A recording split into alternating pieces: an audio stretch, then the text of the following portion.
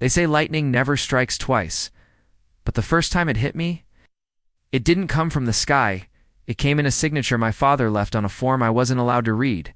I'm 29 now, my knees blank as stone beneath a thrift store blanket. The wheels of my chair squeaking every few turns as I push myself across the linoleum of a community center in Wichita, Kansas. It smells like coffee and waxed floors and the faint citrus cleaner they use in church basements. Through the frosted window, I can make out the red glow of an Arby's sign blinking on Kellogg Drive and the wail of a freight train that drags a tail of sound clear across the night.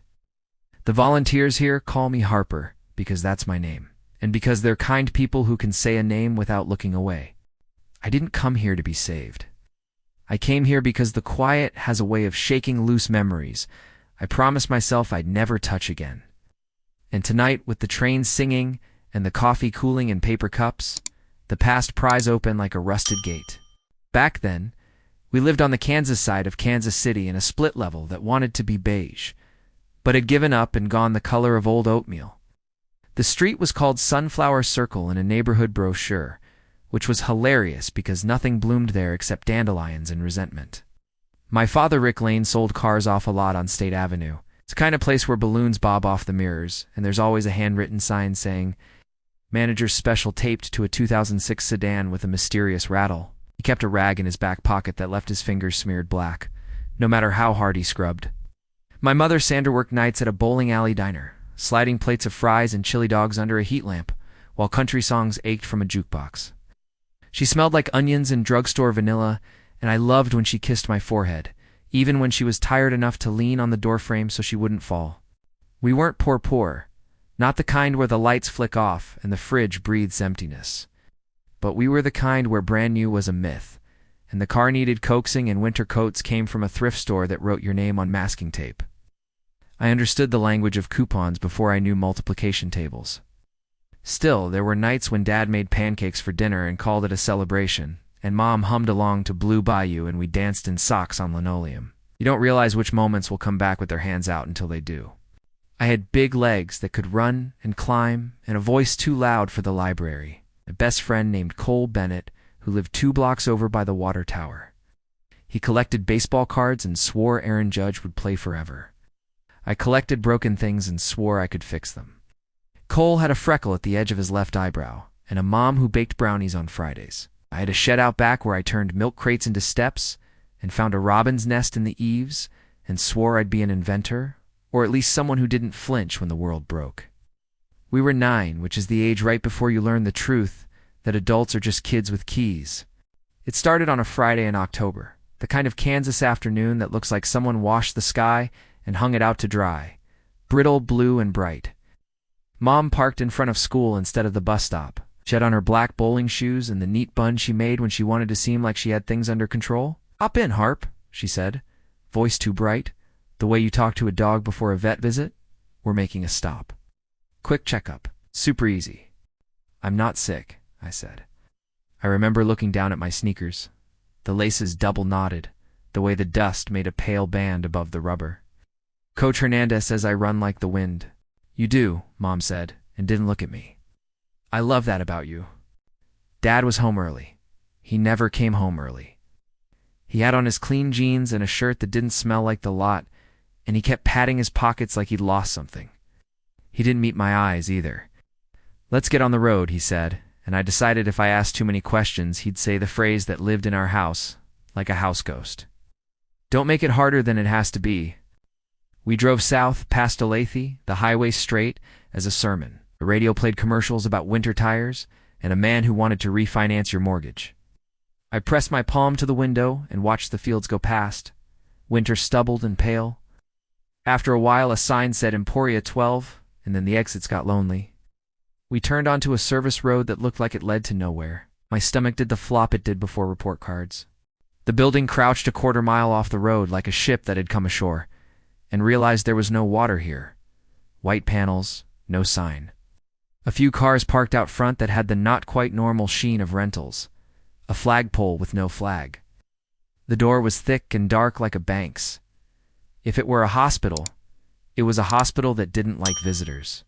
Inside, everything gleamed like someone had taught the floor how to judge you. A woman at a desk smiled with her mouth, not her eyes. "Welcome to Starlight Medical," she said. That wasn't on a sign anywhere, but she said it like she'd said it 100 times. "You must be Mr. and Mrs. Lane, and this is Harper." The air smelled like lemon and something powdery that lived under the lemon, like chalk. A man in a white coat with a jaw like it wanted to win an award came around the corner. "Dr. Whitaker," he said, offering a hand that felt too cool. He had the kind of neat hair that says you never forget how other people are looking at you. "Big day, huh? We appreciate families who contribute to science." I looked up because I wanted to see Mom's face when he said, "Contribute," and she was wearing her smile that said she had already swallowed something unpleasant. Dad's hand twitched near his pocket. Dr. Whitaker bent down to my level, and his eyes were the color of iced tea. "Just a handful of routine tests," he said. "We'll measure reflexes, look at muscle tone. You'll be home by supper. You like pizza?" I nodded because admitting you like pizza feels like admitting human weakness. And I wasn't here to lose. He patted my shoulder like I was a dog he didn't plan on keeping. "Brave kid," he said. And I learned that brave is a word adults use when they intend to do something you'd run from, if your legs were free. They took me to a room that hummed. The lights were the flat, sour kind that makes skin look like wax. A nurse with a neat blue ponytail strapped a cuff around my arm. Another with a name tag that said Becca asked what grade I was in. Someone rubbed my arm with something cold that made my skin shine. A machine beeped. Dr. Whitaker explained things with words I didn't catch. Baseline trial, minor, minimaland. When I looked at Mom, she was fussing with her purse strap, and when I looked at Dad, he was looking not at the machine, but at the door, like he was waiting on a sound. They said it wouldn't hurt. And honestly, it didn't not, while it was happening. There was a mask that tasted like artificial grapes and a prickle in the crook of my elbow. And then the world stepped backward. Like a person unsure if they want to leave the party. I remember one clear thing from the blur. Dr. Whitaker leaning over me, his shadow pouring across the ceiling and saying, "We know what we're doing." He said it to my parents, but he looked at me. When I woke up the first time, a clock said 3:11, and the nurse named Becca was counting under her breath. She smiled when I blinked and said, "Good," like I had passed. When I woke up the second time, Mom was smoothing a washcloth over my forehead, and there were 2 signatures on a form on a clipboard. I knew one was my father's, just by the way it looped in on itself like a snake. When I woke up the third time, I was in our car and the world outside was dusk, and the radio was turned low. Mom hummed without realizing it, the way she did when I had a fever as a toddler. Dad drove like the road was a question, and the answer was no. Saturday morning, my legs felt like I'd run 1,000 wind sprints. Sunday, they had pins and needles that didn't stop when I walked them off. Monday, Coach Hernandez made us run laps, and my left foot dragged a little like it had forgotten a step. I laughed and said I'd slept funny. Kids laughed with me, because kids are kind until they sense blood. Tuesday, coming down the front steps, my knee buckled, and I kissed concrete and tasted rock and iron in summer dust. Mom called it a growth spurt clumsiness. Dad called it not paying attention. By Friday, my calves burned when I looked at stairs. By Thanksgiving, I tripped in the hallway, my books skidding like skipped stones, and Cole said quietly, "You okay, Harp?" And I nodded like the nod would fix it. Doctors came in 1s and 2s, the local kind with diplomas from schools you've heard of. Pediatric neurologist, orthopedic specialist, creams with names that sounded like planets. A scan that felt like a coffin that could see through you. Idiopathic, one said gently. Which is doctor for we have no idea. Another used the phrase rare presentations, which made me feel like a slide in a deck you skip when the meeting runs long. Dr. Whitaker's office sent a neat packet that said, in paragraphs that curled back on themselves like ribbon, that what they had administered was non-invasive and unlikely to cause lasting adverse effects. A sentence so careful it felt like a lie that had done its hair. We didn't go back to Emporia. When pain lives in your body, the world rearranges. Staircase becomes a mountain. Crowded hallway becomes a hazard course. You learn that people look over your head when they are afraid of what your eyes might ask. I learned to stop asking. I learned to watch. Right around then, our life turned glossy. It started quiet. A new fridge that hummed differently. A TV bigger than the wall had business holding. Dad came home with a watch that could catch the sun. Mom switched to a salon that sent her home smelling like coconut in dreams. December, a different car appeared in the driveway. Not new, but new enough to make the neighbors notice. January, the mortgage got paid, so easily Dad whistled while he tossed bills into the drawer. February, a real estate agent named Jackie, with white teeth, gave us a tour of a development in Lenexa, where the lawns looked ironed. Starter luxury, she chirped, and Dad grinned like a man who had found a map. We moved in March to a house with clean carpet and stairs the color of wheat. The kitchen counters shone. There was a garage door opener and a doorbell that played a tune if you pressed it twice. I got a bigger room and a window that looked out on a street where boys on scooters drew figure eights. I wrote my name on masking tape for the last time and tried to feel grateful. If you think money softens people, you've never watched it harden them. Dad wore his new shirts like armor. Mom started putting lip balm on at stoplights. There were phrases, now portfolio, return, considering our options that made dinners feel like meetings. We didn't dance on linoleum anymore. We had tile, and it didn't invite dancing.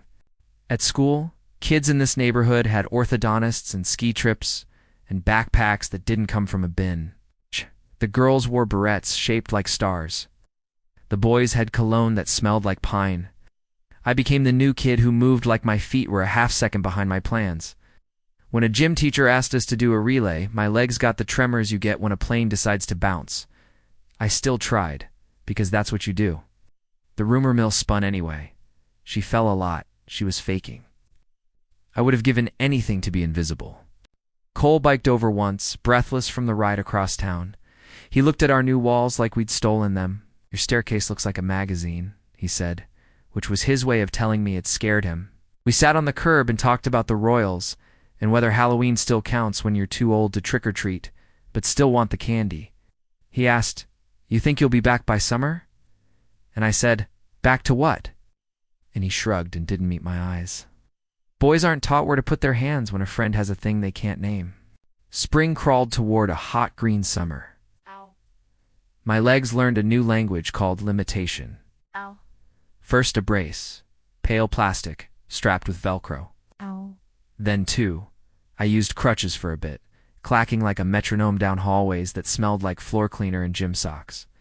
The first time I sat in a wheelchair at a clinic, the nurse said, "Temporary," and smiled like I should join in. The second time, she didn't say anything. This is the part where you expect me to say I got mean. I didn't. I got quiet. There's a difference. Quiet is what happens when you stop singing your part because you realize the song was never written with you in mind. The money kept showing up like it was following a schedule we didn't know we were on. Dad's lot moved from balloons to those tall inflatable tube men who fling their arms like they're drowning. Mom stopped picking up extra shifts. On a Tuesday, she came home with a necklace, nothing huge but delicate, like a secret hand. I asked, "What are we celebrating?" She said life, and kissed the top of my head without looking at my legs. By August, a woman from church started coming by with pamphlets about adaptive sports and scholarships, and a support group that met on Thursdays in a room with a mural of geese in flight. Mom took the pamphlets and put them in a drawer like we were saving them for a winter that would never come. She had a new laugh higher, like she was on a call she didn't want me to overhear. Dad kept 2 phones now, and sometimes they both rang. I found the first envelope on accident. It was a Tuesday, the kind of evening when thunder lurks behind the horizon like a secret. Mom had sent me to get printer paper from Dad's office because she was making a budget. His office used to be the corner of the dining room. The new house, it had French doors and a rug that didn't like crumbs. The printer paper sat on a shelf next to a box labeled tax keep because Dad didn't trust computers with his sins. The drawer I tugged for paper jammed and then slid, revealing a white envelope so thick the flap bulged. It wasn't addressed. Inside, bank slips, rubber banded and stamping their dates across my brain. Deposits with neat little notes. Consulting. Referral. Transport. One was just a number with an asterisk, like a breath caught. The amounts were not huge, but they were huge to us. Scattered among the slips, a trifold brochure, no images. Just text which said Astera Therapeutics in a font that wanted to be harmless, with a Wichita P.O. box and a line that read in small print. Satellite Clinic Emporia. My fingers went pins and needles. not the bad kind, a different sort. This was the moment my life folded a little, and I could feel both sides. I put the envelope back exactly how I'd found it, because I had learned that confronting a thing before you understand it is like calling a tornado a breeze. It will hear you and come. That night at dinner, Dad talked about the lot and a guy trying to return a car because the cup holder rattled. Mom cut her chicken into pieces so even you'd think she had a toddler around. I said I was excited for school in that voice you use when you were practicing a role. Mom said I should consider choir. Dad asked how my legs were in a tone that suggested they were not his business, and also somehow exactly his business. Fine, I said. The lie sat there with the salt shaker. 2 weeks later, the pain sharpened. Imagine a violin string, tuned too tight, singing the same single note up your spine. That's what it's like when nerves lose their patience. I started sleeping with a pillow under my knees and kept the brace on even when I wasn't moving. I smelled like plastic and worry. I broke a plate and cried like I'd killed something that trusted me. Mom hugged me without really hugging me. She had perfume on that made my eyes water. We'll figure it out, she said. But her eyes were darting like birds in a room with no door. Once you know to look for a door that no one admits exists, you spot the keyholes. Dad started taking drives that didn't have a good story attached. He had meetings at diners no one we knew ate at. A man with a flat cap and Missouri plates came to the house and went out back with Dad for a full hour without any of the laughter that usually cautions male bonding. They came back in, faces set, and Dad's hand landed on my shoulder in a way that felt not like a hand but like a stamp. Champ, he said, like the word had always belonged to him. You doing okay? You can love the person who has hurt you. It happens. It happened to me. That winter, Mom got pregnant. The test strip lay on the bathroom counter like a flag. She cried and laughed at once and called the baby Peanut and told me I'd be a big sister, and how exciting was that? I nodded. In the mirror, my face didn't look like mine, because the girl in the mirror had stopped believing she could outrun anything. The day they announced we were moving rooms to make space for the nursery, Dad brought up a box from the basement labeled H's Misk in Sharpie, which made me smile because he never wrote cutesy labels. Inside were things I hadn't thought about in months. The broken ceramic bird I had tried to glue, shoelace knotted too many times, stack of drawings of a treehouse. I was going to build with coal one summer we never got. Under those was a folder, the manila kind schools use to send home art no one has the heart to throw away. First page, consent and release for a minor subject guardian signature required. A line for the parent. Sandra Elaine Lane, in slanted letters I'd known since first grade.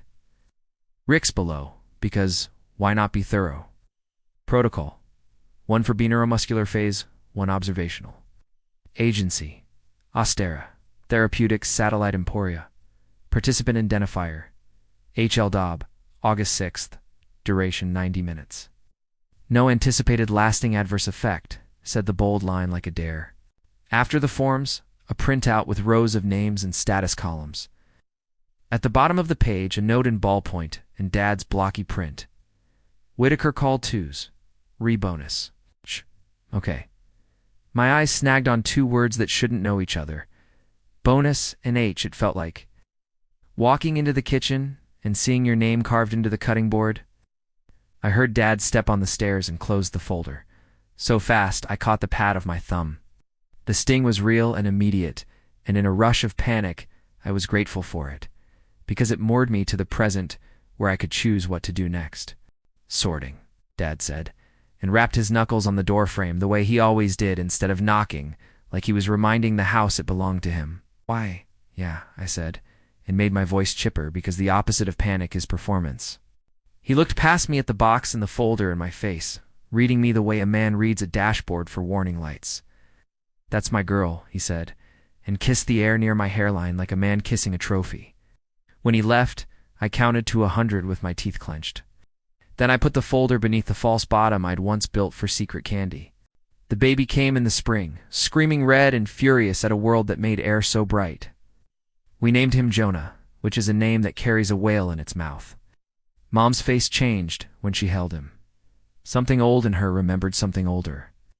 The first time Jonah's fingers closed around mine, I felt the exact size of the hope I had left. Maybe the arrival of someone new could rewrite the old. The thing about hope is that it is the last thing to leave and the first thing to be punished. A week after Jonah came home, after the casseroles and the balloons, and the way the neighbors leaned in my wheelchair because babies make cowards brave, a letter showed up at the community mailbox for me. Not a bill, not a school form, not a card with glitter that would live on the rug for months. No signature. You are not sick. You are a purchase. Your father and mother are brokers. Ask for the drawer under the printer. I stood in the sidewalk sun and let the world go gray around the edges. Not yet. I slid the note into my pocket, so slow it felt like a ritual, and wheeled myself back up that perfect concrete like a pilgrim going the wrong direction. I didn't run to the drawer. I made a sandwich. I kissed Jonah's toes. Then, when everyone was tucked into their assigned living, I went to the office and opened the drawer that was supposed to stick, and this time it didn't. I fit the key I'd found months earlier, tucked in the cap of a dead Sharpie, because Dad hides in places he can pronounce. And it turned. There are files that smell like paper, and there are files that smell like a person's soul. Yeah, this smelled like engine oil and lemon cleaner, and the kind of fear that teaches itself your name. MD, a list on legal paper, lines of first names and initials and words that rang like gongs. Weakness, reaction, no callback, parents unsure. Next to HL, a check mark and the word success, as if my body were a project that had been completed under budget and ahead of schedule. When grief mixes with rage, it makes a sound like a heartbeat you can hear in your teeth. I put everything back the way it was. I closed the drawer. I locked it. I turned off the light. The night stretched itself long. A train moaned across the river. Dad snored. Mom murmured the baby's name in a broken, grateful voice. Under all that, another sound. The hum of the life we were pretending was honest. The next morning, I started writing everything I remembered. Not because I planned to show anyone yet, but because some truths need a place to land before you can ask them to fly. I wrote down the way Dad's hand shook near his pocket. I drew Dr. Whitaker's ICT eyes, and then tried to erase them, and made a gray hole of graphite. I listed dates from the bank slips. I wrote down the names from the legal pad in case I never saw it again. Brenda S., Lacey T., MKD, father, deceased. Beside each one I made a box I could check someday. Kids at school worried about prom and college essays, and whether a kiss is supposed to surprise you or ask permission. I worried if Dr. Whitaker's name would appear in my inbox, or if a van with no windows would idle too long outside our house. Fear is a coin you spend everywhere once you have it. The mail slot coughed up another letter a week later. Same block print, same clean, anonymous paper. No return address, of course. It said only, "You are not alone. When you're ready, ask for Lauren Carter in Topeka." I didn't know who that was. I didn't know how someone knew my name or my drawer or my family's worst verb. That night, Dad poured a finger of whiskey into a glass he didn't deserve and raised it in the direction of the baby, who gurgled as if in reply. "To family," he said. The ice clinked, the sound of a toast at a wedding that never should have happened. "To family," Mom echoed, soft, and looked at me for a beat too long. Our eyes were the same brown they'd been when she taught me to skip and said again, until I could do it without looking. In that glance was something that lived there before and something that had moved in after. Lifted my water and repeated the phrase. Because sometimes survival is saying the words that will get you to the next hour. But in the quiet scoop between that clink and my next breath, I made a promise that didn't sound like a promise because it was a vow, and vows are forged, not spoken. I will learn the price they put on me and on them. I will make them say it out loud. The first name I called belonged to a dead boy.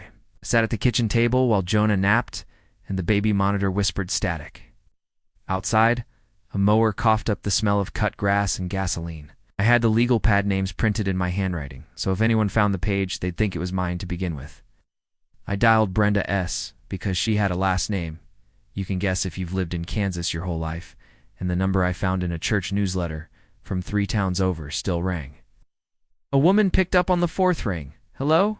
"Hi, Mrs. Stark," I said, taking a chance. "My name is Harper. This is going to sound strange, but you with the clinic?" she asked, sharp like a snapped twig. "No, ma'am." My hand went damp on the phone. "I went there once. When I was 9.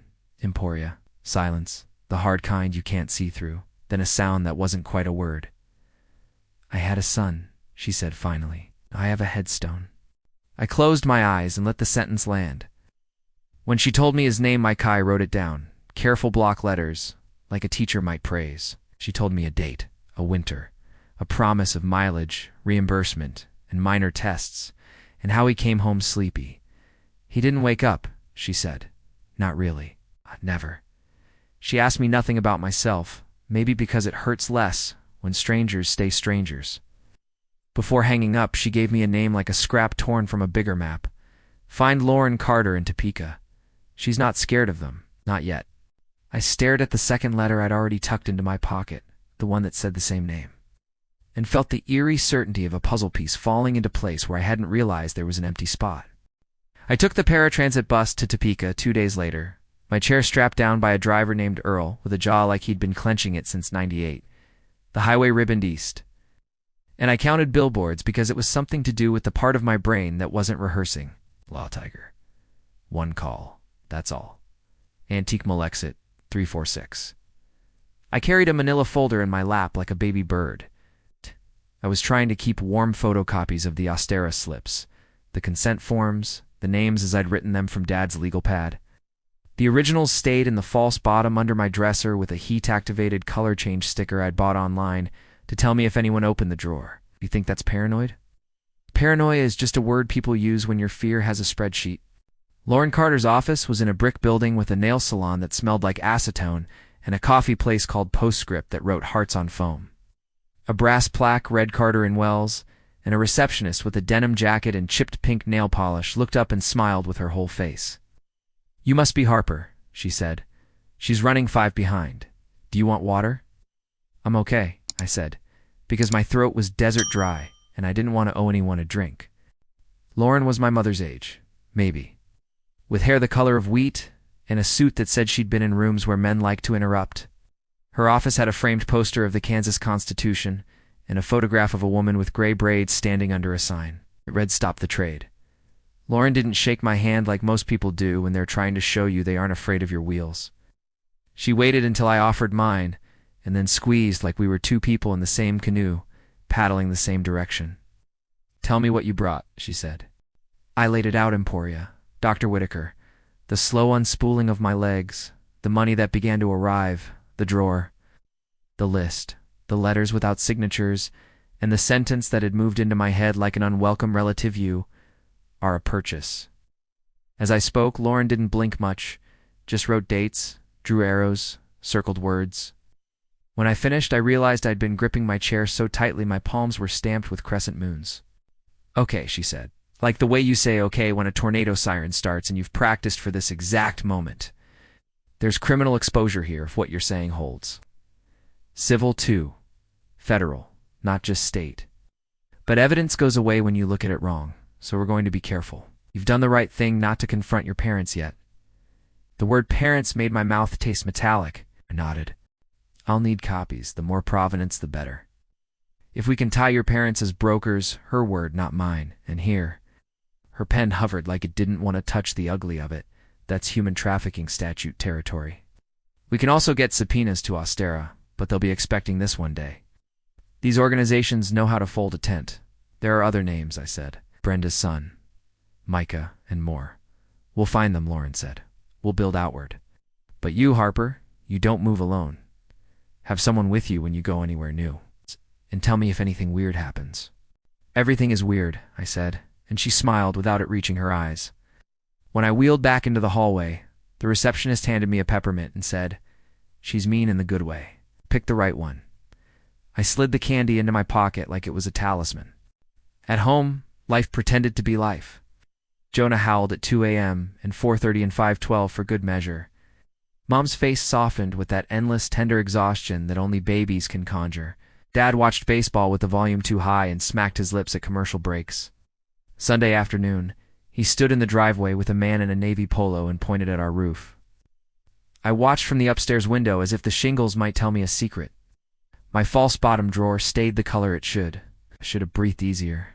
Instead, every normal hour felt like a string pulled taut, waiting for the pluck. The second strange thing happened at the Dairy Queen in El Dorado, because that's where the letter told me to go. Not a text, not a call, another envelope, slipped under the doormat where I'd find it. Neat block letters like a concerned scoutmaster. Thursday, 6 p.m., Dairy Queen El Dorado. Come alone, but not alone. Which is to say, sit where people can see you. Who's it from? Cole asked when I called him. My voice in that high wire I walked now. I don't know, I said. But if you don't come with me, my ghost will haunt your baseball games. He didn't laugh, which was how I knew he was coming. The El Dorado DQ sits off Central, squat and proud. The kind of place where teenagers in summer make spending money and older men write on napkins. Neon beer signs glowed in the next-door bar. Moths threw themselves against the glass like they believed in second chances. I positioned my chair where the letter said front window, left of the door, under the menu that offered a blizzard aisle of choices. Cole took the chair opposite me, chair squeak on tile, his knee bouncing like a drummer with an itch. A man wearing a Royals cap and a cheap windbreaker slid into the booth behind us and faced the window.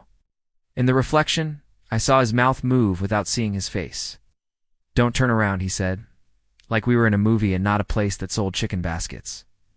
I clean things for a living. I used to clean them out there. He jerked his chin in a direction that could only mean Emporia. Satellite Clinic, Starlight Medical. The borrowed name made my molars ache. Why are you talking to me? I asked the window. Because I should have talked sooner, he said. Because my niece was on a list like yours and didn't come back right.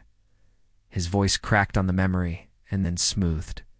Because men like Whitaker forget the people who see them most are the ones they never count. Jane Naders and security and the girl who signs for deliveries and the guy who mops after midnight. You have proof? I asked. If Lauren had taught me anything in one meeting, it was to ask the ugly practical question first, the one that makes liars blink. I have trash, he said. The kind people forget they left behind. Schedules, supply orders, a logbook someone tossed in the wrong bin. Sometimes the only difference between trash and evidence is whose hands it's in. He slid a spiral notebook in a brown paper, lunch sack under the back edge of our booth like a magician. Not very interested in applause. I heard you were asking names. Careful where you say them. If your daddy is who I think he is, he knows how many zeros his signature bought. The hunger to turn and see his face nearly pulled my spine out. I kept still and looked at the reflection, the cap, the windbreaker, the hands that had probably been in bleach for years. What's your name? I said. Not the kind you write down, he said. I'll call you if I have more. Don't call me. If a black Tahoe with dealer plates follows you, go into a store and stay until it leaves. You paranoid? Cole asked the window, testing. I'd live, the man said, and stood and left a smear of fry salt behind. We paid cash and drove the long way back to Wichita. In the passenger seat, Cole didn't talk much because the kind of fear I had now was contagious. At a red light, he said, You sure you don't want to go to the cops? I said, I don't want to be told to come back when I've got a body, and we sat with that in the amber of the streetlights and the quiet, wail of a siren 3 miles away.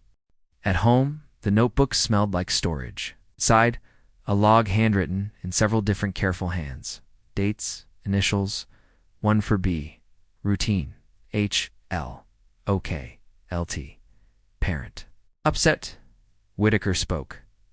MK, faint and dresp. Low, monitor. Supply orders for sedatives with names that tasted like metal. Apt. A page of a calendar that mapped Tuesday's juvenile, the word juvenile, so neat it could have been printed. My fingers trembled around the coil, and for a moment I felt the old life I'd been given. A track meet, a soft-serve cone. The way your chest burns when you run so fast you think you might split into lightning. And I wondered who I'd be if I'd never learned what the word broker could mean. Lauren's eyes darkened when she saw the notebook. I can work with this, she said. Chain of custody is a problem, but it's proof the place existed as we say it did. We'll see where it is. State licensing can be flexible, but someone had to bless this to get suppliers in. She tapped a page. See here? This vendor requires a physician authorization. That's leverage. I smiled for the first time in a week, which is to say, I forgot my body for a full 10 seconds. Then I remembered it again when my thigh sang its single note and the room tilted. Lauren noticed. You okay to keep going? She asked. not like the kind of question a nurse asks when she knows the answer is no, but like a teammate asking if you want to take the next hill. I said, I want to make their names into weights around their own necks. We planned. We would try to contact 3 other families from the list. I'd file a request with the state medical board for physician discipline related to Ostera or any satellite facility. Camouflaged as a school paper request Lauren's idea, I had a mean streak I found comforting. She would reach out to a reporter in Kansas City she trusted, but the story would stay quiet until we had teeth. They will try to settle without admitting anything, she said. They will try to scare you without threatening you in ways you can use. They've done this before. We'll make them do it differently. That night, Dad made tacos and hummed a tune from his lot radio. He poured himself a tequila and said the word partnership like it might turn into a boat if he said it with enough vowels. There's opportunity in Austin, he said to Mom. A guy down there who appreciates a go-getter. I could fly down next week, Austin, Mom repeated, and her eyes flicked to Jonah's bassinet as if the baby might vote. It's just a conversation, Dad said lightly. Besides, a change would be good for us. My blood went cold. Change for us. Move the tent. Pull stakes.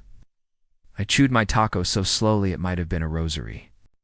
In the laugh-track silence between news segments, I felt the calendar in Emporia shift forward like a chair scraping tile. I called Cole. If my parents try to leave the state with my evidence still in their desk, you're going to have to help me get it, I said. And he said, I thought you'd never ask. We went at midnight 2 nights later, because bad plans feel better if you start them at a time that doesn't belong to anyone. The house was ours and not ours. I had my keys, my door code, the whole theater of belonging, but it felt like breaking and entering anyway.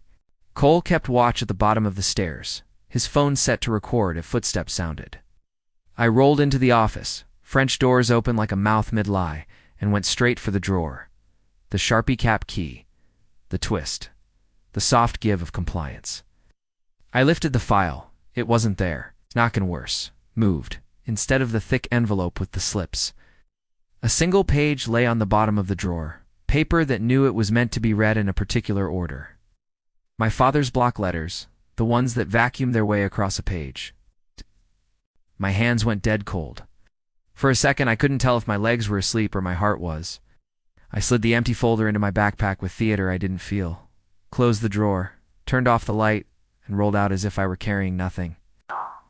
On the stairs, I made the mistake of looking up at the landing. Dad stood there, one hand on the railing, wearing sweatpants and the kind of t-shirt you get free when you buy tires. Wasn't smiling, he wasn't angry. He looked like a man who had already decided how a thing would end, and was only humoring the part where it took time to get there. Couldn't sleep? He asked, voice conversational, like he was asking about the weather. Jonah's awake? I lied, because lying is a reflex you only regret later. He said, and took 2 steps down, slow. You know, Harp, when you start looking for problems, you'll always find them, even where they ain't. He used ain't, which he only ever did when he wanted to remind people he was a folksy guy, and not a man who kept 2 phones. He smiled then, a baring of teeth. We're family. Bye. Family is where you go when the world tries to sell you something else. He let me pass. My shoulders only touched the doorframe a little. In the cool air outside, Cole blew out a breath he hadn't realized he'd been holding. He knows, Cole said, like a verdict. He's known, I said back, and looked down at my hands and wondered when they had begun to shake so much. The next morning in the mailbox, another letter, the block letters neat as ever. The Tahoe is real. They called a meeting. Your father thinks Austin is a good place to be new. If you don't move first, you won't have the chance. Tonight, 9 p.m.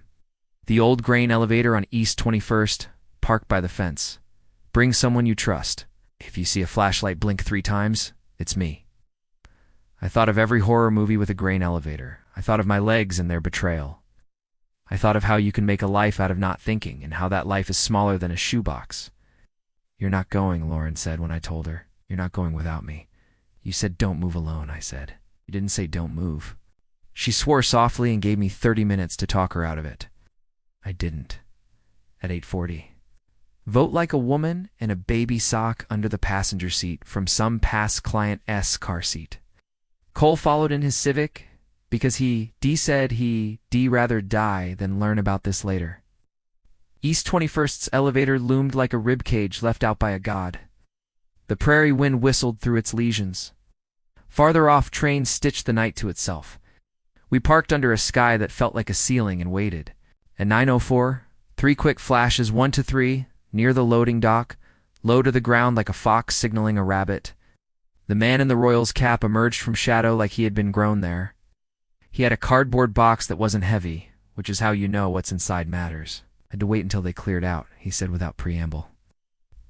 Security comes sometimes to make sure nothing is happening at a place where nothing has happened for years.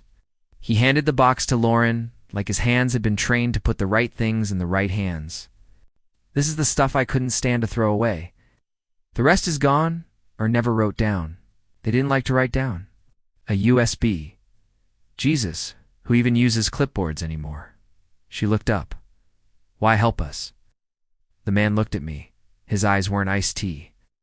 They were something you pour when you want to sleep. So I keep seeing a girl sitting in a chair in a room where a clock dose and tea makes sense. Trying to be brave because the people who drove her there taught her that est what wins approval. Because the people who did that to her sleep fine. He turned lighter in some way than when he'd arrived. You got a lawyer. That's good. Don't waste time. You're going to fold up like a circus and move south. I wanted to ask his niece's name. I wanted to ask so many names. He melted back into shadow the way night allows. We drove away in a convoy made of fear and stubbornness. At a light, a black Tahoe slid into the lane behind us, smooth as a knife, just long enough for my heart to rack up a few extra beats, then turned off into a gas station anyway. I laughed because sometimes laughter is how you keep blood in your veins. When we got back to my house, the porch light was on, and the baby monitor threw a green heartbeat across the kitchen counter. Mom stood at the sink, hands braced, the posture of a person trying to push the world back with her wrists.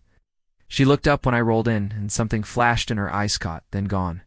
You're late, she said, because that's what you say to a teenager, even if your teenager is almost 30 and has seen your signature on the wrong line. Yeah, I said.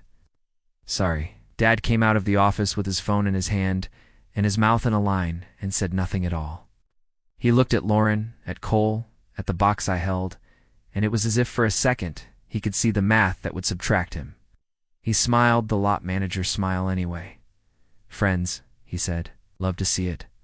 I slept on the floor of my own room like a soldier who trusts walls less than corners. The next day Lauren called with a voice like a gavel. 2 of the families I reached are willing to meet. A third hung up, which means we'll try again. We're meeting at Trinity Methodist on Saturday, noon. Back building. Park in the lot. I'll send you the door code. It's not a coalition yet, but it's a start. Saturday came like a test result. Trinity's fellowship hall smelled like coffee that had been poured from the same urn for 30 years. Folding chairs. A piano missing middle. See a corkboard with a flyer for a bake sale and a photo of a toddler wearing a paper crown. People came through the side door like they weren't sure they were allowed Angela Reed. KCK, nails bitten to the quick, clutching a folder to her chest like a library book she couldn't afford the fine on. Darius Cole, Wichita, former Army knee that popped when he sat, eyes that checked exits without thinking. Lacey Truman LT. Emporia, hair back in a tight braid, mouth set like she'd discovered she could hold a bridge with her teeth. They eyed each other like survivors of different shipwrecks who'd washed up on the same shore. We told our stories. We used dates and weather and shoe brands because the details keep the ghosts from feeling made up. Angela's son, Marcus, had woken up and never woken up. Darius's little brother, Theo, got tired, and then a new kind of tired. Lacey's niece, Evie, had a tremor that made her handwriting look like the electric company map in a storm. Each person said at some point they said it wasn't going to be anything. We learned each other's tells. Darius tugged his ear when he was about to cry. Lacey's hands went still when she was scared. Angela laughed after every sentence that hurt, so it would hurt a little less. At the end, Lauren laid out the path statements collected, records requested, a motion to preserve documents sent to Ostera before they can pretend they forgot how to keep them. We file civil this month, she said. Criminal referrals go to the U.S. Attorney in Kansas. We'll need media later, but not yet. They'll smear you first and apologize later if ever. Why would they smear? Angela asked, eyes flaring. We're telling the truth. Because truth isn't the first thing people believe when they like the liar, Lauren said. and Ostera donates to politicians who like ribbon cuttings. When we broke, Darius hugged me like a brother, and something inside me cracked in a direction that felt like healing. Lacey pressed a sticky note into my hand with her number on it, and the word always. I came home ready for the hit, because balance is what happens right before a fall. It arrived as a text from an unknown number at 10:19 p.m., words that pinned my ribs to themselves. Stop asking. Jonah sleeps light. The room seemed to tilt and then right itself. I took a screenshot and sent it to Lauren and Cole. Lauren replied with a message that read like Dee been waiting on this exact thing to happen. Done. T reply.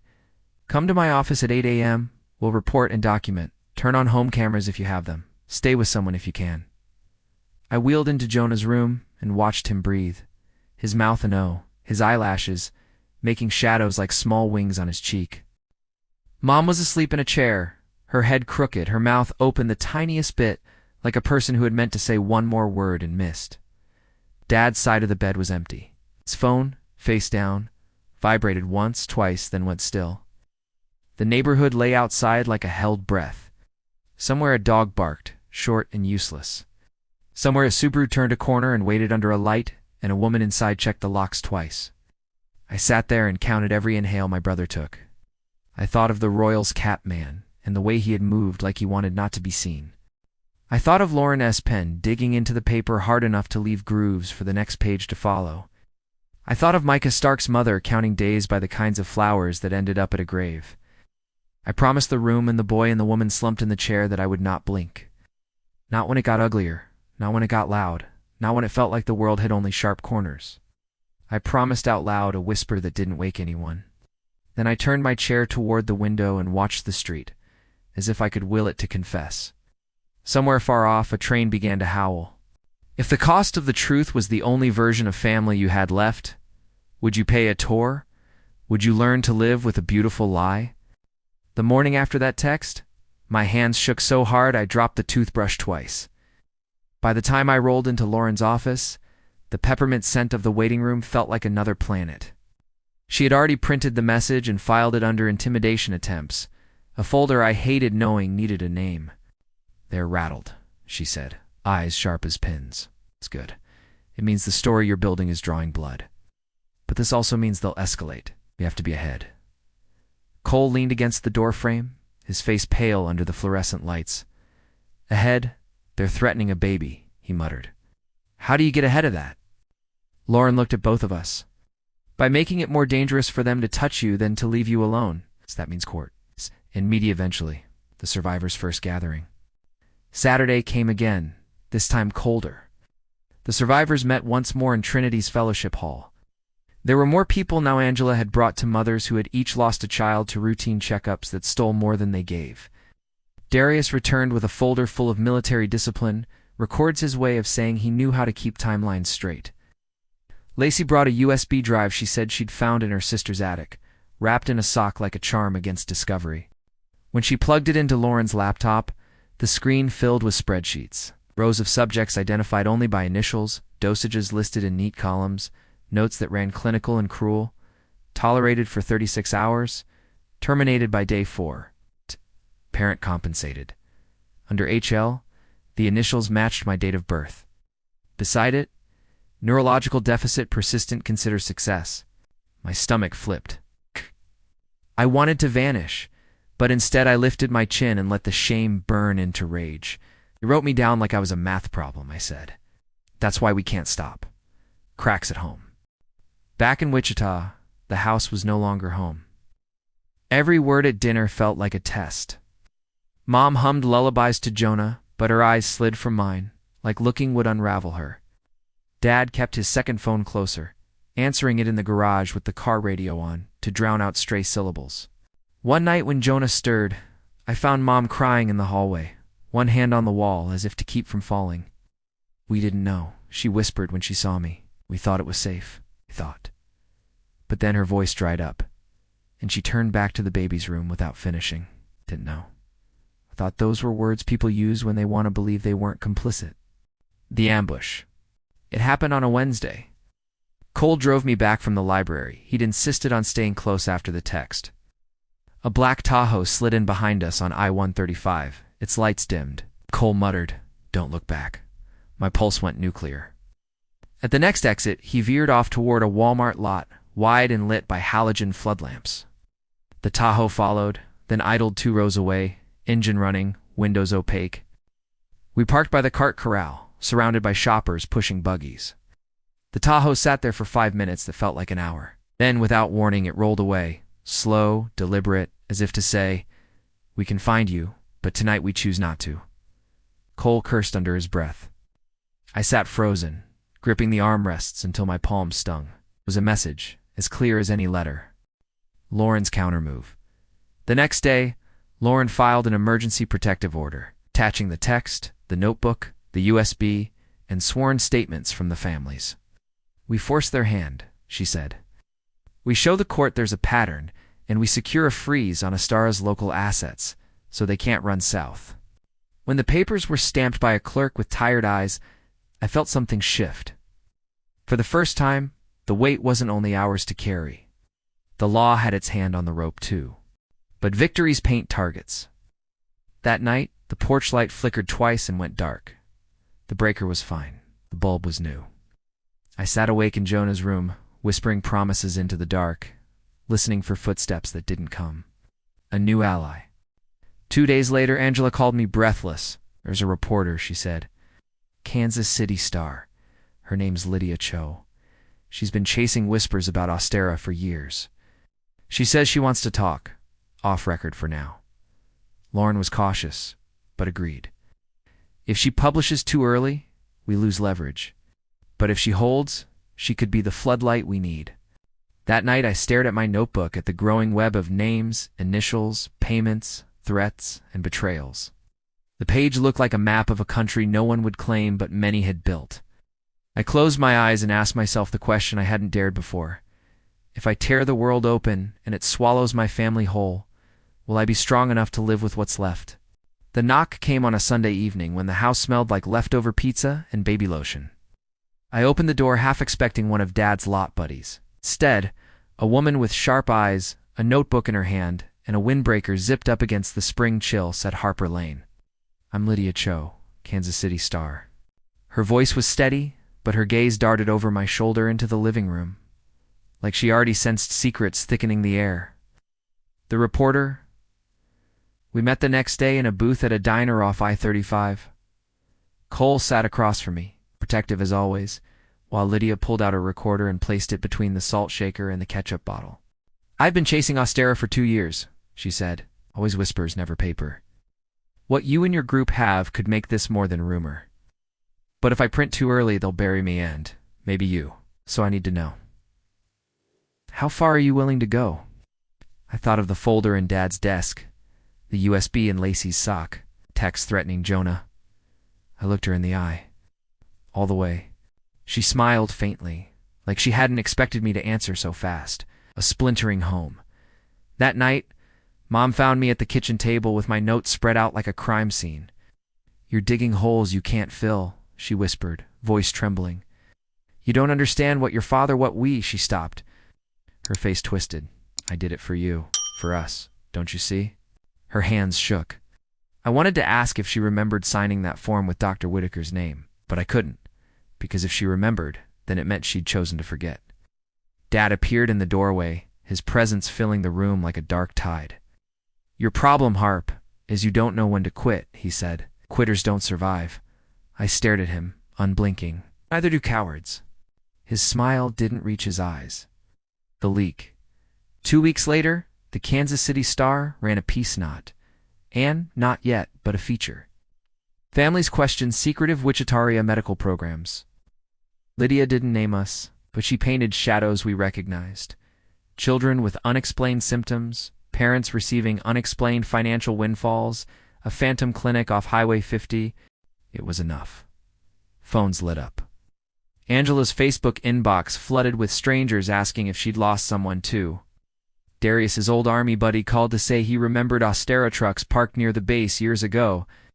Lacey's sister got a letter from a lawyer she'd never met, offering hush money with a signature block that smelled like Ostara. The silence was broken. Once silence breaks, It doesn't heal, it shatters. A dangerous invitation. 3 nights later, another note appeared in our mailbox. This one was shorter than ever. Whitaker wants to talk. Midnight, Old Greyhound Station, Salina. Come if you want answers. Come alone. Lauren read it twice, then slammed her hand flat on the table. This is bait. He wants to scare you into silence. Or worse. Cole leaned in. But if Whitaker's finally blinking, it means he's afraid. We can use that. I looked at the note until the letters blurred. Afraid maybe, but the man who stole my legs didn't deserve to whisper his terms anymore. I'm going, I said. The room fell quiet. Even Jonah, asleep in the next room, seemed to hold his breath. The question I kept circling, the one I couldn't shake as midnight in Salina approached, was simple but terrifying. If the man who broke me finally stood in front of me, would I have the strength to demand the truth? Or would I only want revenge? The Greyhound station in Salina had been closed for years, its windows boarded and its roofline sagging under decades of neglect. At midnight, the parking lot was a sea of cracked concrete under a jaundiced streetlight, the kind of place where even shadows seemed reluctant to gather.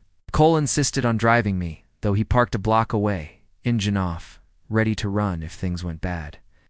Lauren had begged me not to come. Whitaker doesn't want a conversation. Harper, he wants leverage. But some truths don't come in court filings or notarized affidavits. Some truths only come when you look the monster in the eyes. I wheeled across the lot, every push of my hands loud in the empty air. My heart rattled like a jar of nails. Inside, through a gap in the plywood, a single light glowed weak and yellow. I rolled closer. Harper. The voice came from the dark behind me. Calm, controlled. The kind of voice that once told me I was brave. I turned. There he was, Dr. Andrew Whitaker. Older now, his hair thinner, his jawline sagging slightly, but his eyes still that same icy brown that had stared down at me from a sterile ceiling. He wore no lab coat, just a jacket and a tie too tight at the neck. You remember me, he said, and smiled like it mattered. I remember everything, I said. My voice surprised me. It didn't tremble. Whitaker stepped closer, hands clasped behind his back, as if this were a lecture hall and I was his student. You've stirred quite a storm? The lawsuit? The reporter? The survivors? It's messy, dangerous for you? Mostly. You ruined children, I snapped. You ruined me. His smile flickered. Collateral damage? Progress demands sacrifice. Do you enjoy modern medicine, Harper? Do you enjoy vaccines, treatments, longer lifespans? All of it was built on trials. Some failed, some succeeded. Yours was a success. The word slammed into me like a brick. Success. Is that what you called Micah Stark? I asked. Is that what you wrote next to his name when he never woke up? For the first time, his composure cracked. His jaw twitched. You don't understand what's at stake. Your parents, they understood. They were compensated well. They were, he stopped, eyes narrowing. Where are they now? Praying I never tell the world what they did. Whitaker leaned closer, lowering his voice to a hiss. If you keep going, you'll lose more than your legs. Families crumble under this kind of scrutiny. Reporters move on. Lawyers get bought. And you, Harper, you'll be left with ashes. Do you want Jonah growing up knowing his sister destroyed the family for what? For ghosts? The mention of Jonah made my stomach ice over. The wheels creaked as my hands clenched the rims. You don't get to say his name, I whispered. Whitaker's smile returned, thin and cruel. Then listen carefully. Drop this. Tell your little group to disband. Let Astera fade quietly. You'll get a settlement enough to live. Or, his eyes flicked toward the dark edges of the lot. Accidents happen. For a heartbeat, fear nailed me to my chair. Then I remembered the folder with my initials stamped like a brand. I remembered Angela's shaking hands when she said headstone. I remembered Jonah's tiny fingers curling around mine. No, I said. Oh. My voice was quiet, but it cut through the night. You don't get to write the ending this time. But We do. From the distance, headlights flared coals, Civic pulling forward, high beams cutting across the lot. Whitaker flinched, his shadow stretching thin and jagged. You'll regret this, he spat, his calm gone at last. Then he melted into the darkness, slipping into a waiting car that roared away before Cole could catch the plate. As silence fell again, I sat frozen under the yellow streetlight, my heart hammering. For the first time, I had looked into the eyes of the man who broke me, and he had blinked. Cole jogged over, breathless. "You okay?" "No," I said. "But I'm not afraid anymore, because fear is a chain. And once you break it, there's no putting it back." But as we drove home, one question haunted me, one I couldn't shake. One I now ask you. If the truth you uncover could destroy your family forever, would you still speak it out loud? The night before the trial, I stood outside my parents' house, staring up at the windows that had once been mine. It was late around 2 a.m., the streetlights soft and yellow against the darkened houses. The house was silent, but inside, I knew my parents were awake, their eyes wide open like mine. We all knew what was coming. I hadn't been back here since the night I left, but everything felt the same.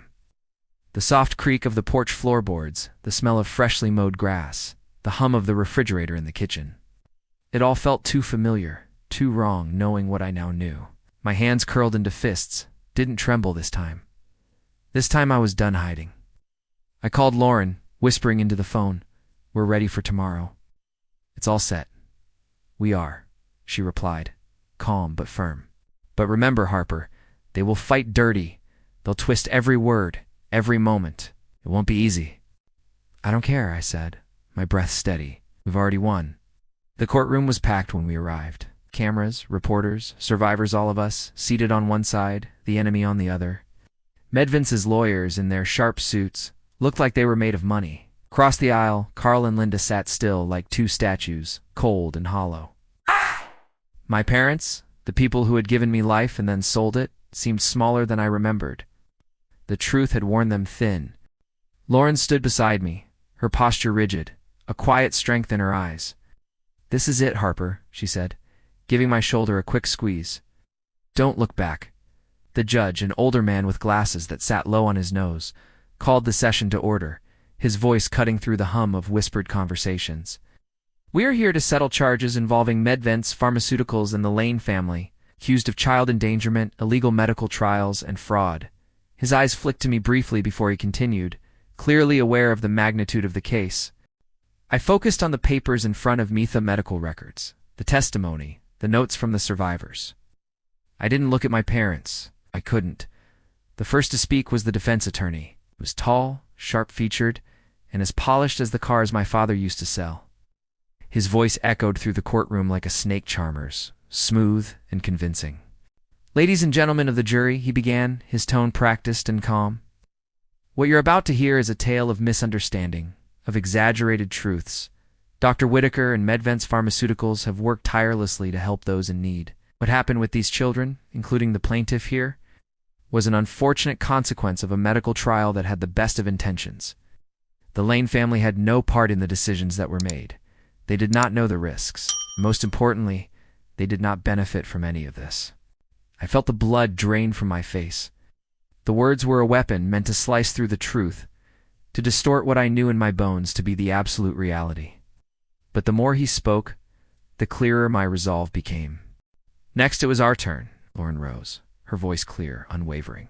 "Your Honor, members of the jury, what we are presenting today is not a tale of unfortunate mistakes. It is a pattern of greed, of betrayal, of a system that preys on the most vulnerable.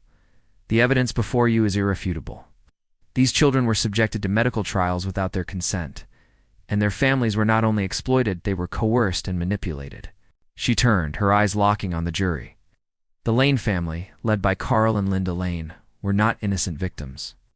They were complicit in this scheme, brokers for a pharmaceutical company that had no regard for the lives they ruined.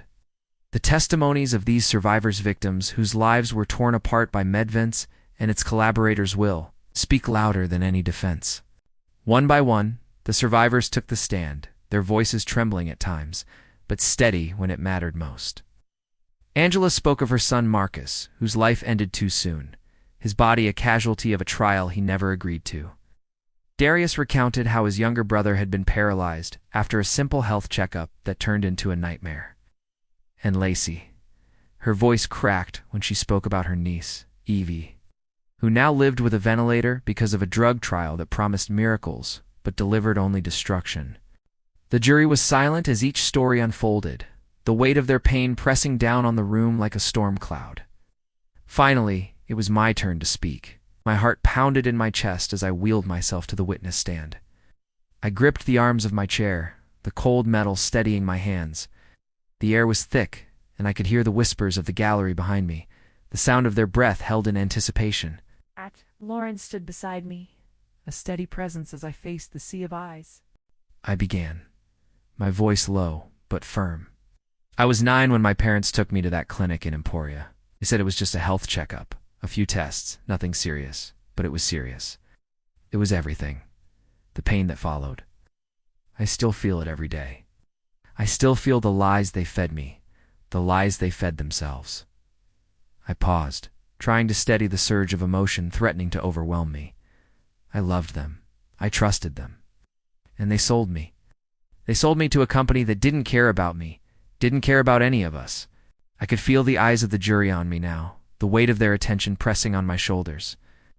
I lost my legs, I continued, but what they took from me wasn't just my body. It was my belief in them. It was my trust.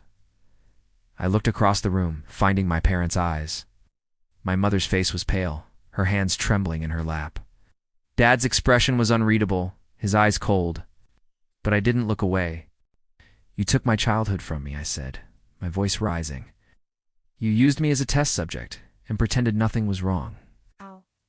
And now I'm here, standing in front of all of you, asking for justice, asking for the truth. I don't know if I'll ever be able to forgive you, but I know I have to speak the truth." The courtroom was silent. I could feel the weight of the words hanging in the air, the moment thick with finality. The verdict. The trial lasted another week, with back-and-forth arguments, objections, and counterpoints. But when the jury deliberated, the weight of what we had said, what we had all endured, could no longer be ignored. The jury returned, and the room fell into a tense silence. The judge stood, his voice steady, as he announced the verdict. After careful consideration of the evidence, the testimonies, and the circumstances surrounding these events, the jury finds the defendants, Carl and Linda Lane, guilty of federal child endangerment, fraud, and participation in illegal medical trials. The verdict also holds Medvins Pharmaceuticals accountable for its role in these unlawful practices. Sentencing will take place at a later date. A gasp swept through the courtroom. Carl's face twisted, his eyes filled with a mixture of disbelief and fury. Mom's head dropped into her hands, her shoulders shaking with silent sobs.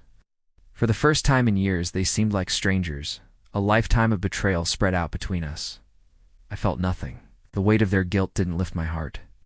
The truth didn't heal the broken parts of me. But the knowledge that it was done, that they could no longer pretend it wasn't real, that gave me a bitter sort of peace. The media coverage of the case exploded after the verdict. News outlets covered the trial, and the survivors were given a platform to tell their stories. Stera Pharmaceuticals faced a massive lawsuit, with multiple investigations opening into their shady practices. Carl and Linda Lane were sentenced to 40 years in federal prison, their wealth seized, their lives unmade by their own hands. But the real victory wasn't in the courtroom. It was in the quiet moments that followed. In the evenings when I tucked Jonah into bed and kissed his forehead, promising him a world that would never be like the one I grew up in. In the phone calls with Angela, Darius, and Lacey, where we shared our triumphs and our scars, knowing we had built something strong out of the wreckage. We founded Survivor's Voice, a nonprofit that helped victims of illegal medical trials, offering counseling, legal support, and a safe place for people who had been silenced. Every week we met. Every week we remembered. A year after the trial, I sat in the same chair in the same room I had once occupied. Only this time, I wasn't hiding. I wasn't scared. I looked at the group of survivors sitting around the table, each one carrying their own wounds, but also their own strength. We had found something more precious than justice. We had found each other. And then I asked them a question. If you had to do it all over again, if you had to make the same choice to fight, would you? They all nodded. They all had the same answer. "I would," said Angela, her voice steady. "Because it's never too late to tell the truth."